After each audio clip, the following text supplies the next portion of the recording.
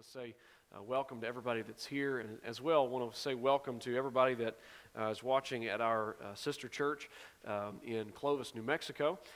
For those who might not be aware, we have a church that's there that we cooperate with, and they work, and I preach here and I preach there as well on video. And so if you would, whether you're in Clovis or whether you're here in Oklahoma City, would you give a round of applause and welcome your brothers and sisters in the Lord this morning. We're glad you guys are with us, all right? And we're glad everybody else is here as well.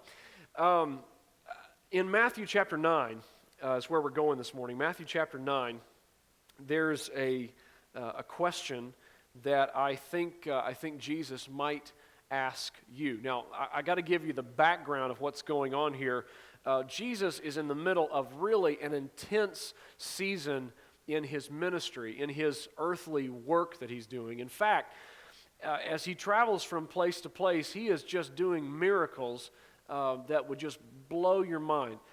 He's healing people, and just a phenomenal season in his ministry. In fact, while he's on the way to a place to teach and preach, some people come to him and say, "Master, there's this girl that has died. My daughter." This guy comes to him named Jairus, and he says, "My daughter, she's died, and she's a little girl."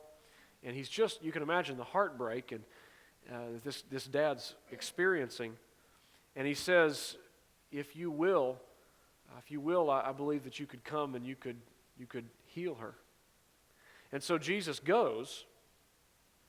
He goes, and while he's on the way, literally, while he's on the way to do a miracle, another miracle happens. There's a woman who's there. She's had this disease for 12 years, and she cannot get rid of it. She's been to every doctor. They've tried everything, and she reaches out. Maybe you've heard the story. She reaches out and she says, "If only I could touch the hem of his garment," even just like touch the edge of his garment. And the word that's used there, the Jews would wear this prayer shawl. Maybe you've seen pictures of prayer shawl that they wear around, and they would have these tassels on the corners of that garment.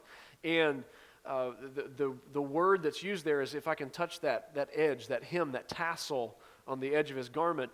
And the reason this is so significant is because in the Old Testament there's a prophecy where the prophet said, the Son of Righteousness, talking about the Messiah, the Son of Righteousness will come with healing in his wings. And the word wings there is the word, the hem, the edge, the corner of his garment, those tassels. And so she's saying, if I can just, I know he's the Messiah, I know he's the Son of God. If I could just touch his wings, if I can just touch his hem, I know I'll be healed. And she does, and Jesus says, "Wait, stop. Who touched me?" Yeah. Who touched me? And the disciples are like, "Yeah, there's this crowd all around you, and they're jostling you. What do you mean, who touched me?" There's a difference, right, when being close to Jesus, and there's that moment when you touch him in faith, and something happens. And so I love being together with God's people, and we're all here kind of rubbing elbows with Jesus on Sunday morning, but there's something even deeper. If your heart comes reaching out to him in faith, and you know who he is, there's something there. You know, it's different. You reach out and you touch him, and God meets your need. I love that. The miracle on the way to the miracle. Now, then we pick up in verse 23, and I would just tell you that when you've heard, some of you are in this place where you've heard what Jesus can do. You ever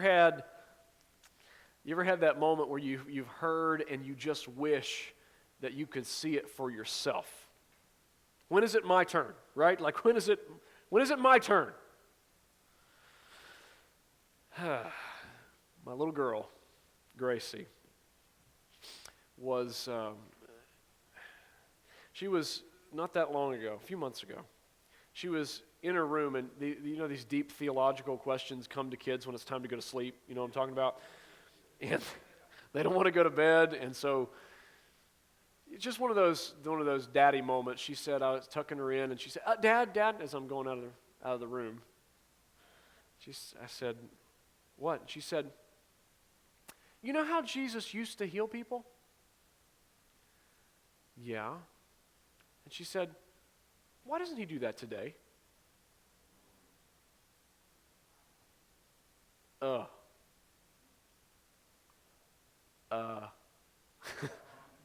uh. So, by the way, you know whose story I told her? Maria. Yeah. You remember like when Maria walked in here, a lot of you weren't here then. Maria walked in here on a walker, barely able to move, and the doctor said it's going to get worse. You've got issues with your back. It's going to get worse, and probably you'll wind up in a wheelchair literally that week. And she was supposed to go back to the doctor that week, and they were going to tell her, what the rest of the prognosis was. And the next week she walked in without a cane. We gathered around her that Sunday morning. We prayed, laid hands on her, and the next Sunday she walked in without a cane. That's ridiculous. That's crazy. Now, Jesus does still heal the day. He does. But you know that feeling, right? We've all had that question.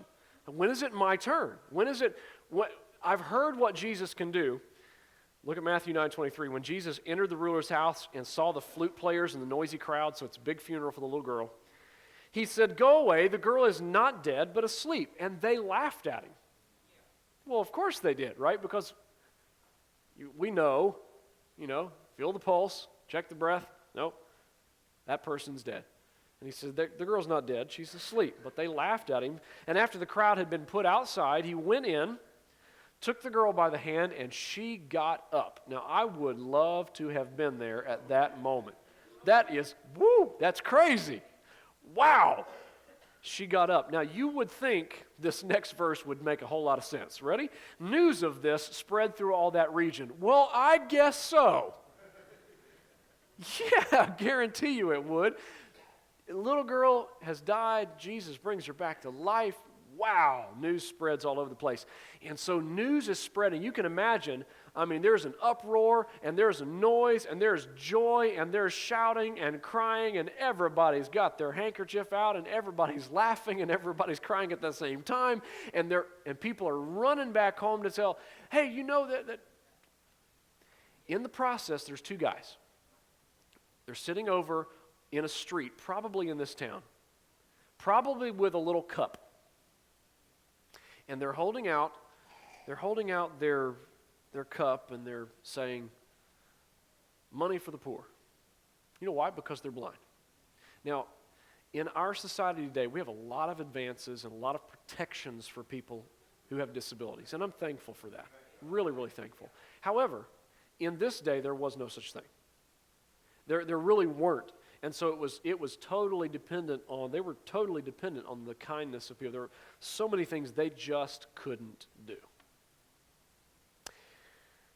So they're sitting there, and they hear. There's a commotion. There's noise. There's people shouting. What's going on? What's happening? What's happening? Hey, can you tell me? Excuse me, sir. Hear footsteps running by. Can you tell me what happened down there? Jesus, haven't you heard the teacher Jesus is in town, and he's just healed this little girl. He brought her. She was dead. I know she was dead. I was there. She was dead, and he brought her back to life.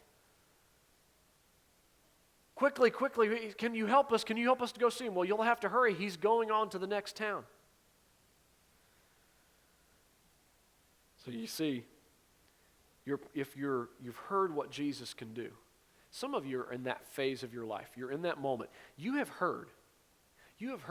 And you look at somebody else's life, and they've become a Christian, and Jesus has changed them. Their life is not what it used to be.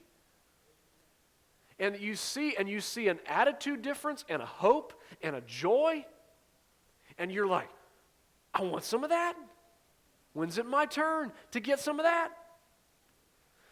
Some of you have struggled with sin and the chains and the bondage and the anchor you feel like you're dragging dead weight from the past. And you're saying, I see these other people, and they're free, and they're full of joy, and they're able to put the past in the past and leave it there. When's my turn? You've heard what Jesus can do. Maybe for some of you it's a physical thing, and you're praying that God will heal you. Maybe for some of you it's a family thing. You're praying God will save somebody that you pray. And you've heard, man, God saved that guy's wife, or that guy's daughter, or that guy's son, that couple, he put that marriage back together. I want some of that. when you've heard what Jesus can do. Now look at verse 27. And you were persistent in asking. Look at verse 27. Jesus went on from there, and the two blind men followed him, calling out, "Have mercy on us, Son of David." Now, just track with me on this. You know how hard it's got to be to follow somebody from one town to the next when you're blind, right? I don't know exactly how this happened. I don't know if they had help. I don't know if they've just followed the noise of the crowd and just, tripped and stumbled over things, but you know this was not an easy process. But they are pursuing after Jesus. They're chasing after him. You know why? Because they were hungry. They were hungry. My grandpa used to tell us, and my granddaddy used to love to tell jokes, and he used to tell a story. I heard him preach one time, and he told this story. He said there was a little boy that sat back on the back row, chomping his bubble gum, he said, in church. He drew pictures all during church and flew paper airplanes. Came to the end of the service, he still chomping on that gum. The pastor told everybody to stand up and said, if anybody would like to come forward and receive Jesus as your Savior, would you come forward? And he came walking down the aisle, chomping his gum. He knelt down at the front. He prayed for, kind of bowed his head. Prayed for a few seconds, it seemed like, and the pastor came up and tried to pray with him, and he was looking around. He said, "Son, what are you asking God to do for you?" He said, "Well, I want him to forgive me." And he said, "Well, what did God say?" And he said, "Okie dokie." Now, I don't know if the kid was serious or not. I don't even know if that story's true or not. My grandpa's going on to heaven. Someday I'll ask him, right? But this is not that. Okay? This is not casual. This is not half-hearted. These guys are dead serious. They are dead serious. There is hunger here. There is desire here. There is desperation here. Passion. I have a friend whose son is a businessman. And his son was looking to hire some new people, and he was telling me the other day, he said, I was talking to my son, and I said, what kind of employees are you looking for? He said, hungry people. I want hungry people. And he wasn't talking about down here, You know what I'm talking about, because you've seen it before, right? You've seen people who are hungry. They're hungry. They want to make a sale if it's in business. They're hungry. They're hungry. I think sometimes we don't receive from Jesus because we're not hungry enough to chase after him. Am I making sense to you this morning? Yeah. Because you and I both know when you get hungry, when you're hungry, I'm not talking about somebody that is slumped down on the back row, just playing on their smartphone during service. When you're hungry, I can see it. I stand up here looking at your eyeballs. I can see it. People are watching. Their eyes, they're taking notes. There's hunger. They want something. They're not okay with where they're at. They're like, I got to have something. There's a hunger there. These guys had it. They had it. Their body language, their attitude, everything about them said, I got to have what only this guy can give me. And they're chasing after Jesus. I think sometimes we never get to the point where Jesus turns around and asks us the question for today because we never chased after him long enough to hear him say it. Okay? So the question I have for you today is, maybe you've been in a place and you've heard, but have you been hungry? You've heard what Jesus could do and you say, I want me some of that, but do you want you some of that? Because there's a difference between I want that and I want that, right? There's a difference between those two. These guys were hungry. Now, I got to tell you, if you're taking notes, you will never be okay. You will never be okay with going where God wants you to go until you are convinced that you can't stay where you are now.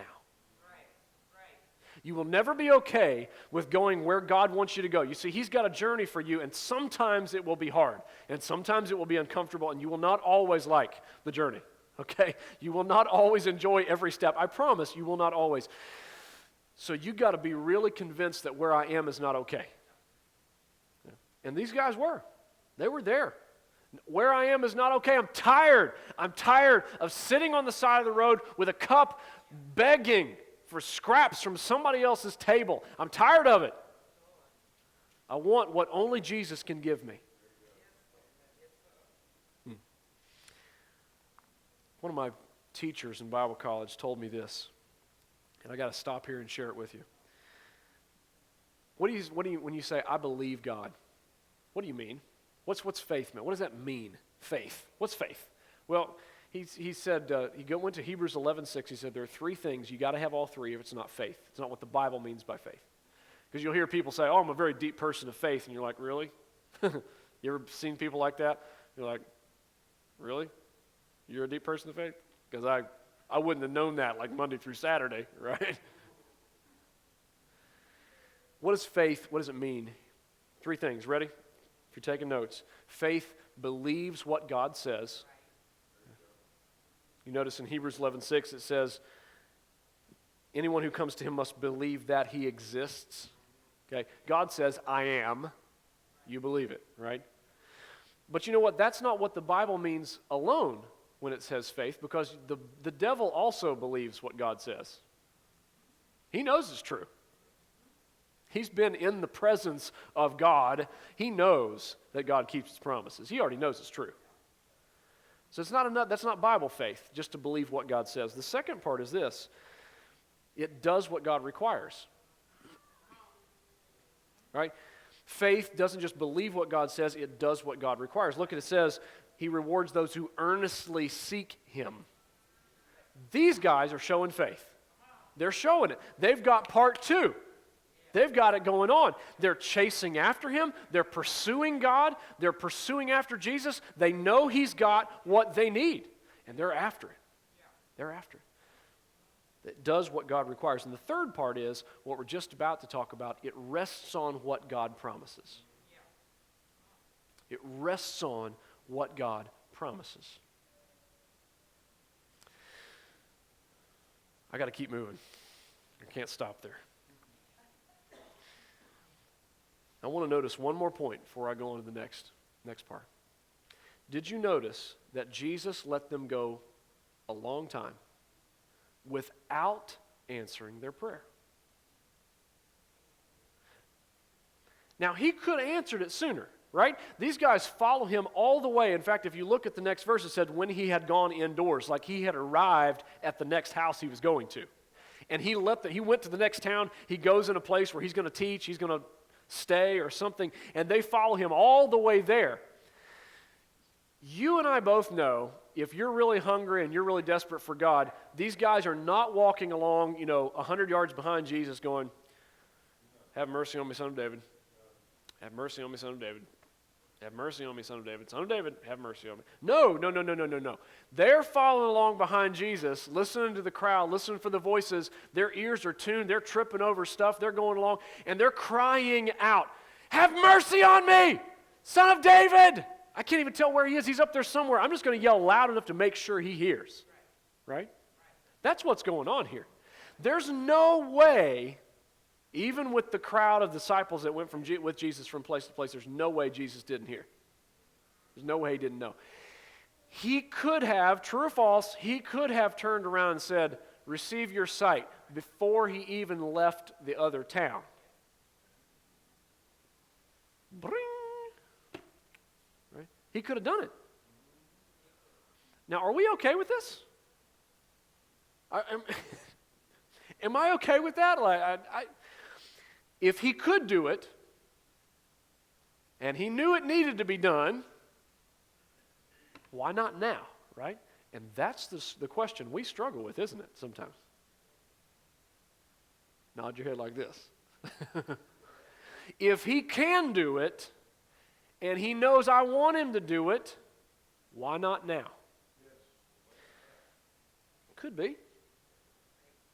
Could be. You see, I think sometimes, hear me now, this is very important. I think Jesus is less concerned with what happens to you, and he's more concerned about what happens in you. Because what things in life may happen to you, but when something happens in you, it's something different, right? That's something different. I would love to go stand on top of Mount Everest. Wouldn't that be great? Like stand up, oh, come on now. It would be great. 5 miles high, the top of the world, that would be insane. I would love to do that. It would be cold. Now, I'd love to have the oxygen tank and all that stuff, okay, all right. I know I need some heavy coat. But I'm just saying, wouldn't that be an experience? I would love to do that. Yeah, like if some helicopter could like go drop me off on top of the mountain, I would take it right now. Thank you. You pray for me. I'm a man, and that's what we do. I don't know. We climb it because it's there, you know. I would love to do that. But you know what? Would it mean more to you if you climbed it and stood on top? Yeah, you know it would. You know it would. If you prepared and trained and lugged that heavy equipment halfway up to a base camp, one of those places partway up the mountain, and then set your stuff up and created a base camp and set up communications with down lower and watched the weather and planned and chopped into the ice with your ice axe thing and all those things they climb with, you know, whatever those things are. I don't know all the climbing terminology. Obviously, I've never prepared to climb Mount Everest. Whatever the junk is they used to climb with, right? If you did that and you got to the top of Mount Everest, it would be a different creature, wouldn't it? Because, you see, being dropped off and seeing everything from the top of Mount Everest happens to you. Climbing Mount Everest happens in you. Something happens in you, and it's a different kind of thing. Because when you have sweated and labored and worked and prayed, something happens in here that I cannot even explain to you until you've been on the other side of it. But you know the feeling I'm talking about. You have labored and worked and sweated and prayed, and you got that promotion, you got that situation. Something happened that you were working toward, and you know that feeling. Something happened in you. Jesus sometimes, please hear me now, Jesus sometimes waits, not because he doesn't love you, because he wants something not just to happen to you, he wants something to happen in you. So keep climbing then, okay? Keep chasing, keep pursuing, keep coming to church, keep worshiping, keep hearing the word of God, keep on praying. Don't quit, because it's about what happens in you, not just what happens to you. Now, I'm hungry for that. Because there's some things I'm praying for in my life I have not seen happen yet. I haven't seen it happen yet. But to have a faith that doesn't draw back like a spoiled child the first time Jesus doesn't answer. Oh, to have a faith that doesn't just kick something and say, I'm going home, you know. Oh, to have a faith that keeps on going even when it feels like I'm blind and stumbling over everything to chase after my Jesus, and I keep going. Oh, to have a faith like that. God, do something in here that makes me have that kind of faith, right? There's a story about a farming community years ago. Hadn't rained in a very long time, and things were really, truly getting desperate.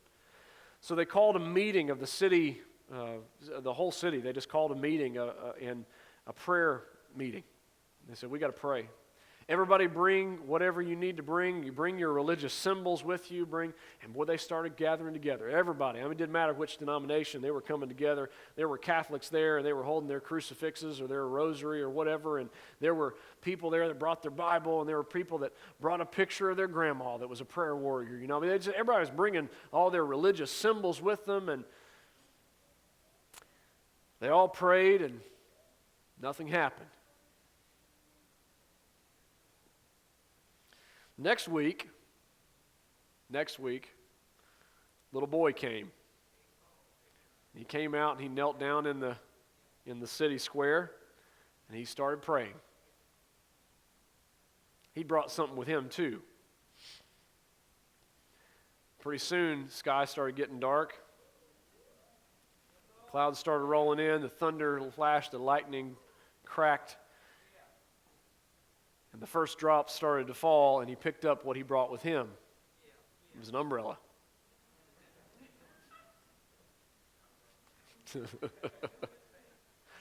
Are you tracking with me?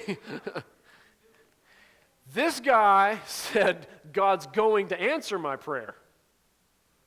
The other guys said, I don't know what they said. They brought their religious symbols. This guy brought his faith. He brought his faith with him. You see, it's not so much about just your religious symbols or your past or what your grandma was able to do. No, you bring with you, when you come to Jesus, here's what you bring. Look at this now. Sometimes all that's left, when you've heard what Jesus can do and you want, and you've pursued after him and you've chased after Jesus, sometimes all that's left, this may be where some of you are right now, sometimes all that's left is for Jesus to turn around and ask the question for today. When he had gone indoors, verse 28, and the blind men came to him, and he asked them, do you believe that I am able to do this? Do you believe that I am able to do this? Yes, Lord, they replied. Then he touched their eyes, and look at this verse. I have this verse at the top of my prayer list because I want this. He touched their eyes and said, according to your faith, it will be done to you. Now that ought to knock every single one of us right down on our seat for a minute. Wait. According to your faith, it will be done to you. I am looking at my life and I'm saying, I think maybe I see the problem. And the problem is not that God doesn't love me, or that he doesn't care, or that he can't listen, he's not listening, or that he is not able. It's not any of those things. Maybe the issue is I haven't pursued long enough and believed strong enough. Maybe the problem is that I need to say, God, I trust you. I'm going to bring my umbrella. I'm going to chase after you no matter what it costs. I'm going to say, I trust you because whatever this difficult journey is doing in me, it's doing for a reason and a purpose. And one of these days, I'm going to see Jesus turn around and say, do you believe that I'm able to do this?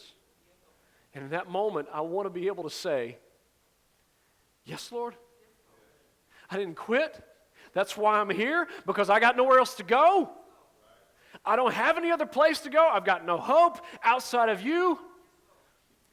You are the only one who can do what I'm asking you to do. And frankly, if you said no, I would assume you have a reason. But I'm here to say, I do believe you can do this. I do. And then he touched their eyes and said, according to your faith, it will be done to you. And their sight was restored. Now, I want you to imagine for a second, you're these guys. Okay? Put yourself in their shoes for just a minute. We don't know if these guys were born blind or if they became blind, some sort of disease or accident. We don't know. But I want you to imagine that your world is darkness and you have never seen. And you've just come to accept that that's the way it is. Because that's me, that's who I am, there's no other way, I have to be this way. And then there's a spark of hope. And you hear that maybe there's a guy named Jesus who can do something about it. And you chase and pursue, and you're hurting, and your feet are hurting, and it's been a hard journey. But finally, you hear that voice saying to you, do you believe that I am able to do this? And you say yes, and all of a sudden, you feel his hands on your eyes, and you can see. And you open your eyes, and the first face you see is the face of Jesus. and you see the sun coming through the trees, and you see the birds flying, and you see people for the first time in your life. Can you imagine? Then maybe you will know the feeling when God is going to answer your prayer. You see, because I believe, I'm just crazy enough to believe this book that he wrote. And believe the guy that wrote it. When he said, there is something I have to tell you, that is, according to your faith, it will be done to you.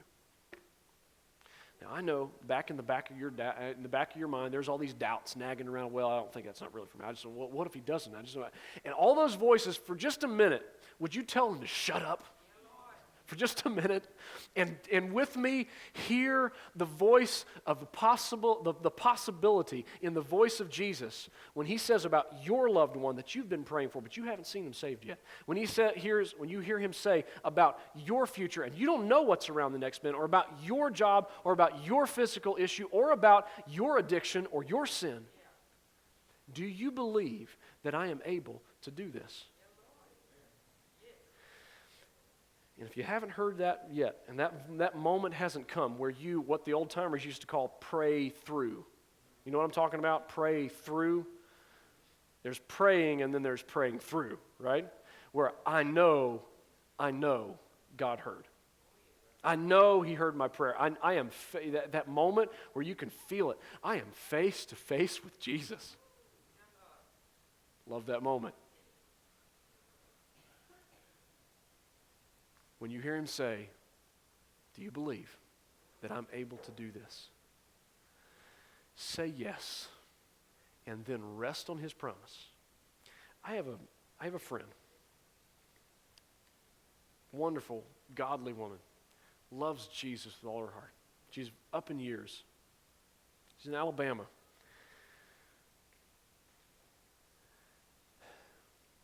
She prayed for her husband to be saved.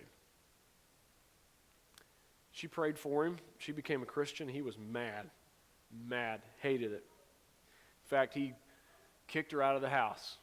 She kept a key. She knew what time his alarm would go off in the morning. She'd slip back into the house before his alarm went off, make breakfast, leave it hot on the table when his alarm went off. Finally, he had enough of that, and he said, all right, you can come back home. But he never would believe. Wouldn't do it. And she said, I know that God promised me my husband will be saved. She prayed. I mean, she prayed for him for longer than I've been alive. She prayed for him for 40 years. There came a day where she went to church. She came back home. And he was laying on the bed and had died of a massive heart attack. What do you say in a moment like that? Now, I don't feel like God said, you feel like God promised. Let me tell you what. I don't know about you, but I believe that in that guy's final moments, before he left this world, I believe he became a Christian. You know why? Because I believe that there was a godly woman who'd prayed for years and years and years, and she said, I was face to face with Jesus, and he said, I will save your husband. Now, he didn't do it on the time frame she thought it was going to happen in. He didn't. But I believe that when Sister Brown goes to heaven, I believe she's going to meet Mr. Brown. You know why? Because according to your faith, it will be done to you. And some of you are praying and seeking. Some of you have heard and you want some of it, but you haven't really sought yet. You haven't really prayed. You haven't really journeyed after Jesus. You haven't chased him. There's no pursuit there. There's no hunger there. And so for some of you, that should be the point of this message. You should walk away with this. You need to get that. Okay, get that hunger. Honestly, I don't want to just fill these pews up. Okay, I am jealous for you to be here on Sundays. I'm jealous for you to be here every Sunday. I'm jealous for you to be here on Wednesday nights. I am. I'm jealous for you to be here. You know why? Not because I want to have a number that's on a record somewhere of how many people were here. This is not about me and my pride so I can brag to preacher buddies, okay? This is about you and your hunger for God. And sometimes, even now and today in our church, sometimes I'm frustrated because I don't see it. I see it in like 8 people, and I don't see the hunger. I don't see the starvation. There's not an edge there in some of you. And I want to see that. Because you know, if I told you that there was $10,000 here and every person every Sunday would walk away with $10,000, you'd be here.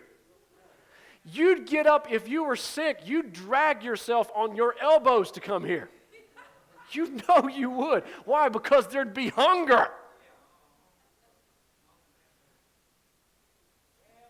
So what's it worth to you? Right? Frankly, a lot of you do it for a lot less than $10,000. You know you would. Some of you, if it was $20, you'd do it. Do you see what I'm saying? The price, the price. So what's it worth? I had a guy at my dad's church that was pouring rain one night. I mean, it was cats and dogs. You know what I'm talking about? We have that in Oklahoma. It's raining cats and dogs. He's on his way into church and he's shaking off the rain and my dad said, "Man, I'm glad you came." And he said, "Well, I told my wife she didn't want to come, but he said I told her, listen, I have been out in rain worse than this to get a pack of cigarettes, and I'm going to church." You know, I'm talking about hunger.